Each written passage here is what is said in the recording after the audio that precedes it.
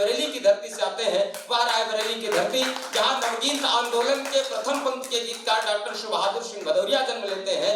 वह रायबरेली की धरती जिस भैंसवाड़े अंचल से निकलकर मधुकर खरे जैसे गीतकार पूरे राष्ट्रीय फलक पर समादृत हो जाते हैं। साहित्य भूषण बालकृष्ण मिश्र की धरती रायबरेली से हमारे बीच में गीतों की गीत चेतना के समर्थ हस्ताक्षर आदरणीय गोविंद गजब जी हैं। एक बार पूरा सदन तालियों का उत्सव उनके सम्मान में करे, उनके स्वागत में करे। एक बार सभी लोग जोरदार तालियां बजाकर के उनका स्वागत करें। भाई श्री गोविंद गजब।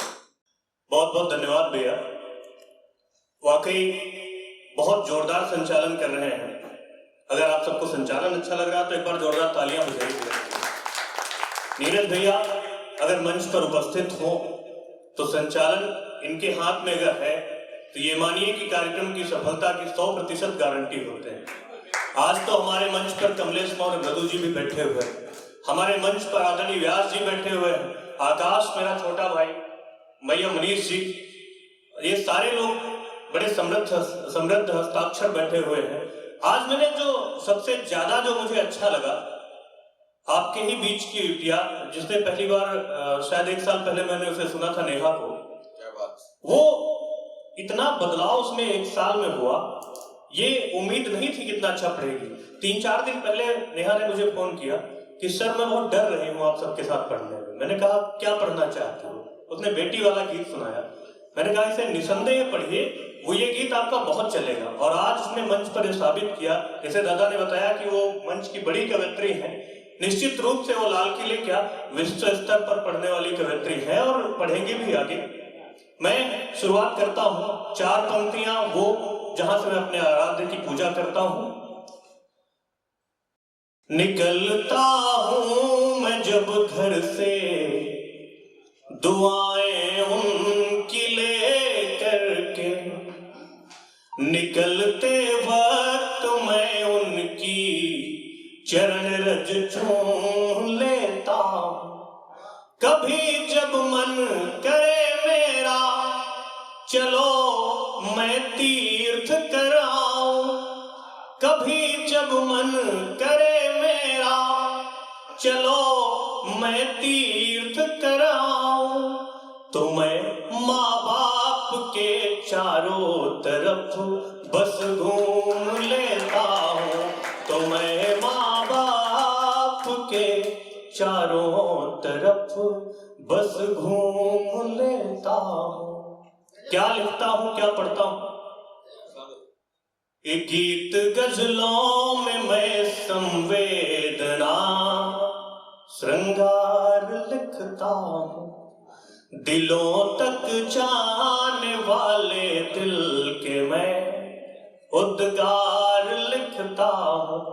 कौन जाने ये दिल अपना धड़कना बंद कब कर दे, कौन जाने ये दिल अपना धड़कना बंद कब कर दे, इसी से छोड़कर सब नफरतें बस प्यार लिखता हूँ, इसी से छोड़कर सब नफरतें बस प्यार लिखता हूँ। और क्यों लिखता हूँ वो 4 पंक्तियां भी आपके चरणों में रखता हूँ।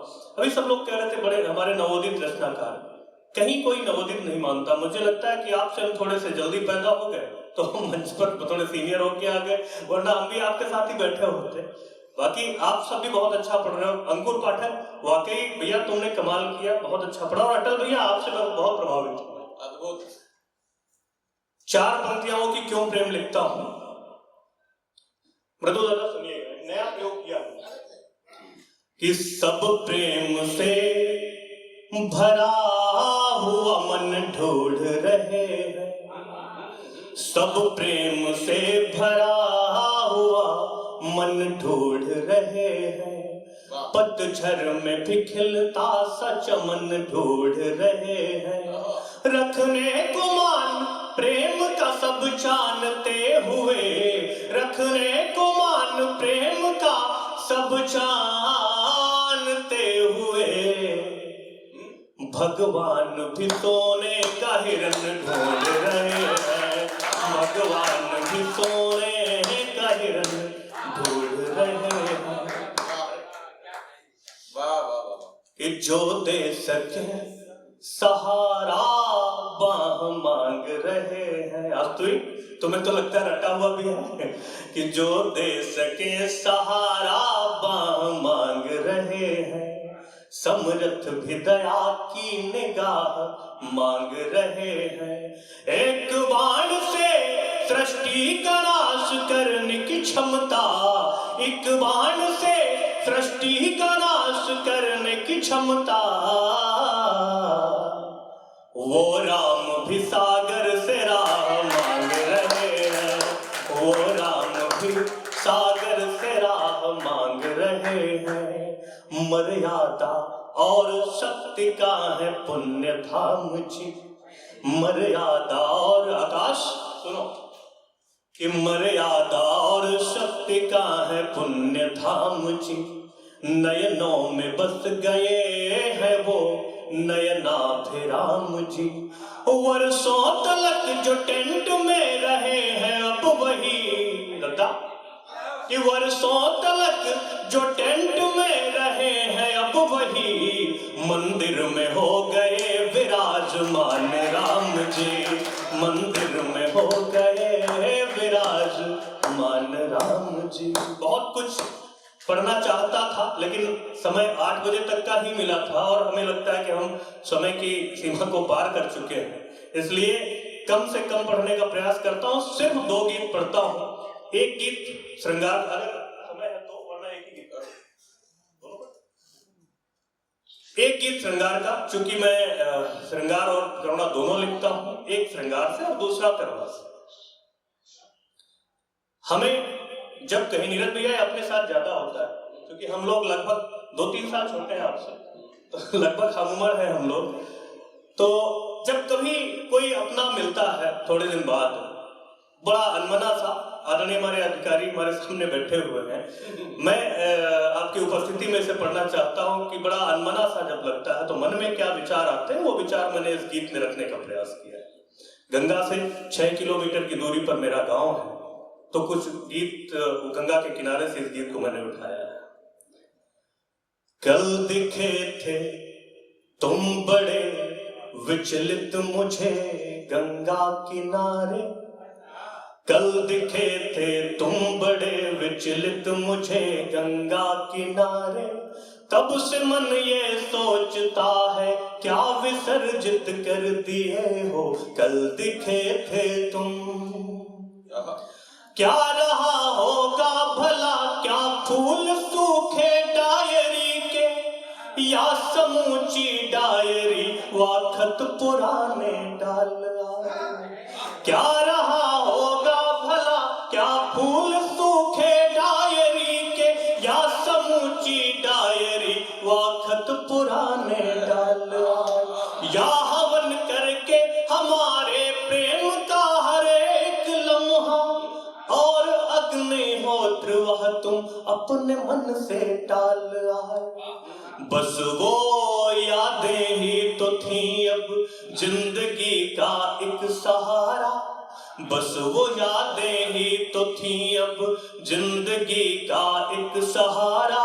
क्या तुम उन यादों को भी जल में प्रवाहित कर दिए हो, कल दिखे थे तुम बड़े विचलित मुझे गंगा किनारे। अरे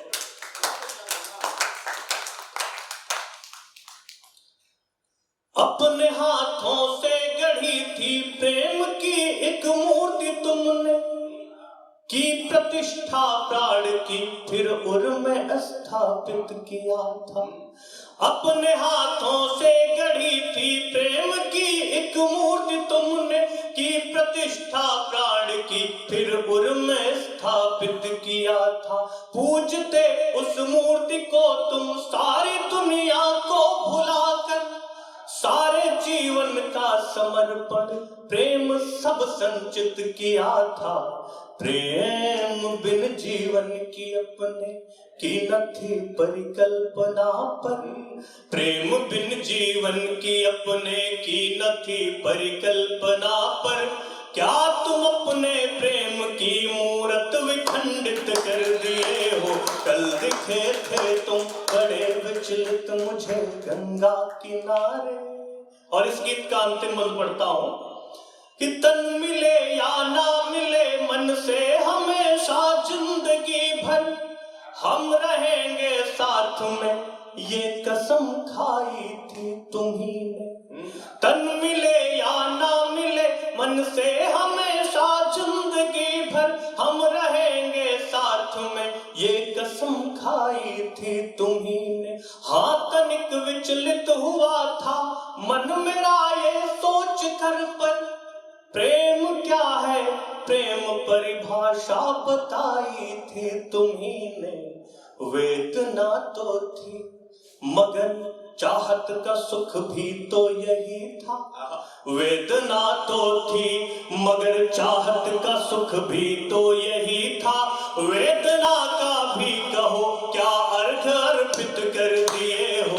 कल दिखे थे तुम बड़े विचलित मुझे गंगा किनारे, तब से मन ये सोचता है क्या विसर्जित कर दिए हो। कल दिखे थे तुम। बहुत धन्यवाद। अगर आप इजाजत दें तो ये गीत बेटियां जो मेरा सर्वाधिक वायरल है, उस गीत को मैं आपके बीच में रखना चाहता हूं। पढ़िए गोविंद भाई। 4 पंक्तियां उस गीत के अगवानी में। अगर लोबान धूप इत्रवा कपूर बन घर एक मंदिर बनाती हैं ये बेटियां। बेला कचनार जूही चंपावा चमेली जैसे पुष्प बन घर महकाती हैं ये बेटियां। आए चहु और सुख जाए हर एक दुख, नेह दीप घर में जलाती हैं ये बेटियां। उम्र बढ़ जाए उस भाग्यवान माँ पिता की, जिस घर लक्ष्मी बन आती हैं ये बेटियां। जिस घर लक्ष्मी बन आती हैं ये बेटियां। इतनी काबिल हमारी बच्चियां, फिर भी तरह तरह की यातनाएं वो झेलती हैं। अभी एक कलकत्ता की घटना हुई, तमाम सारी घटनाएं होती रहती। उन घटनाओं से इतर भी वो बहुत सारी यातनाएं झेलती हैं। वो बाहर के लोग हैं, घर के लोगों से भी बहुत बार उन्हें यातनाएं मिलती हैं।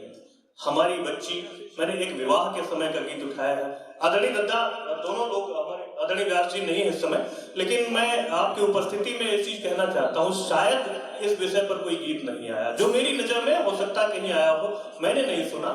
एक बच्ची को जब हम कभी देखने जाते हैं, कोई हमारी बहन हमारी बेटी को देखने आता है, आवश्यक कमियां निकाले बुरा नहीं लगता साहब, जब अनावश्यक कमियां निकाली जाती हैं तो बहुत बुरा लगता है। मैंने वहां से उस गीत को उठाया, आपके बीच में रखता हूं।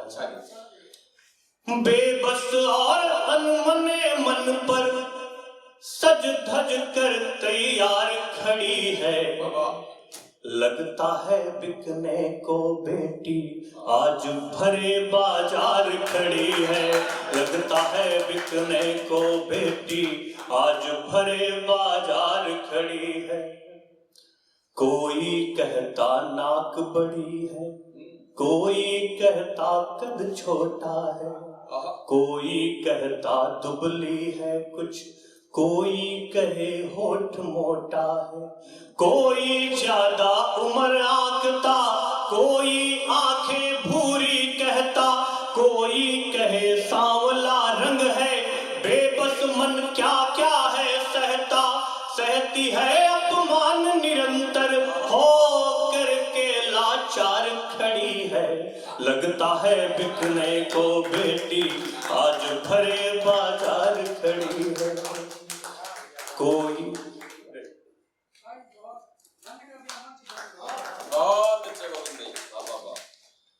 कि कोई कहे दिखाओ चलकर, कोई कहे जरा बोलो कुछ, हंसो जरा सा दांत देख ले, अब तुम अपना मुंह खोलो कुछ। फिर ये पूछते पढ़ी हो कितना, मार्कशीट अपनी ले आओ। कोई डिग्री अगर लिए हो हमको वो ला कर दिखलाओ। लगता है पढ़ लिख कर भी वो अनपढ़ है, बेकार खड़ी है। लगता है बिकने को बेटी आज भरे बाजार खड़ी है। सबने अपने मन की कह दी, किसी ने ना पूछा उसका मन। सभी फैसले लिए जा रहे, जबकि बिताना उसे है जीवन। कुछ कहना तो चाह रही पर मर्यादाएं रोक रही है। मान लिया है खेल नियति का, पीड़ाएं चुपचाप सही है।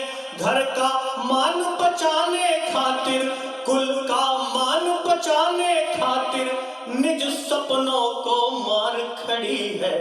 लगता है बिकने को बेटी आज भरे बाजार खड़ी है। अंतिम बंद पढ़ता हूँ, अपनी जगह लेता हूँ कि बिना कमी के कमी बताना क्या उसका अपमान नहीं है। बहुत अच्छे। बिना कमी के कमी बताना क्या उसका अपमान नहीं है। बेटी को हम बेटी माने वो कोई सामान नहीं है। सबकी मर्जी उसे बताते कुछ उसकी भी मर्जी जाने। सबका कहना मान रही वो कुछ उसका भी कहना माने। वो भी अपनी आंखों में ले, वो भी अपनी आंखों में ले। चाहत का संसार खड़ी है।